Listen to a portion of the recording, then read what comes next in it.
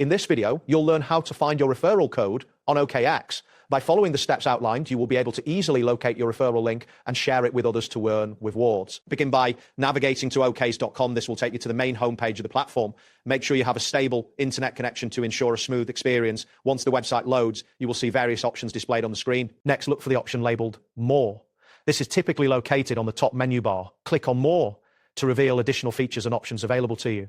After clicking, a drop-down menu will appear, presenting various categories within the platform. After that, find and click on the referral option from the drop-down menu. This selection will direct you to the referral program section.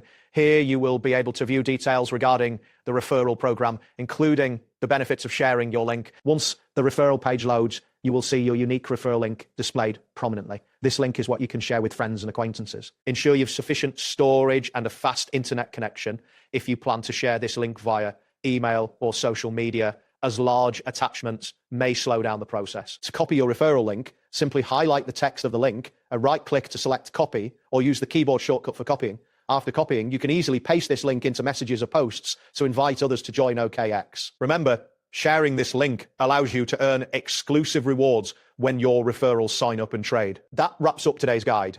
Thanks for watching, and catch you in the next tutorial.